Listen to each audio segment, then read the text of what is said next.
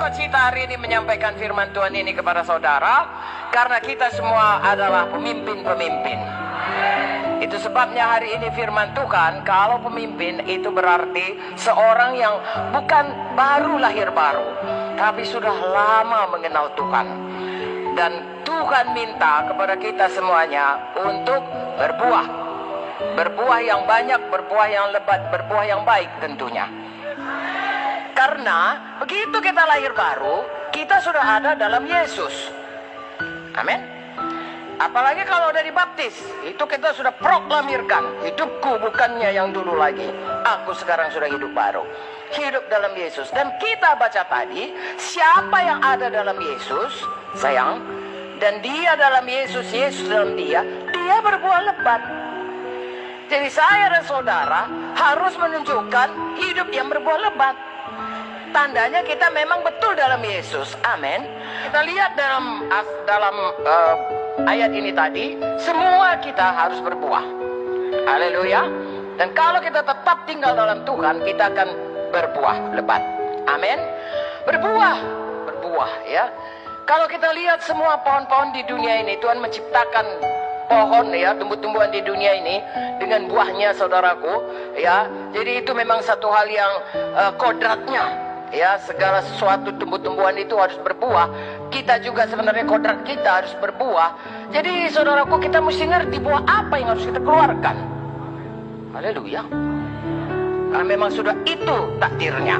Kita juga kodratnya ya, DNA-nya. Kita juga begitu ya. Orang selamat buahnya orang selamat. Haleluya. Ada Roh Kudus dalam buahnya, buah Roh Kudus. Haleluya. Haleluya. Ada hidup yang melayani Tuhan, buahnya buah pelayanan. Ada karunia Roh Kudus dalam kita. Untuk pelayanan kita harus menghasilkan buah pelayanan kita. Itu sebabnya hari ini kita terutama bicara mengenai buah pelayanan. Amin. Nah, jadi itu harus berbuah. Mengapa? Karena saya dan saudara harus berubah menjadi seperti Yesus. Haleluya. Jadi buah itu harus bertambah-tambah. Oh, banyak, bertambah-tambah matang, bertambah-tambah dewasa, sehingga hari lepas hari saya dan saudara berubah. Haleluya. Orang berkata berubah bagus, tapi paling perlu Roh Kudus berkata kepada kita. Ya, kalau Roh Kudus berkata berubah anakku, patuh sajalah saudaraku. Ya, yang gampang-gampang, misalnya saudara biasanya tukang bohong. Lalu Roh Kudus berkata, jangan bohong. Ya, itu dosa. Bahkan itu racun kepada kita. Jangan bohong, saudaraku. Berubah menjadi, hendaklah engkau berkata ya di atas, ya, lebih dari itu jahat. Ya, tidak dan tidak. Nah, jadi kita melihat satu demi satu, ya, hal-hal yang bukan buah roh dilenyapkan dari kita.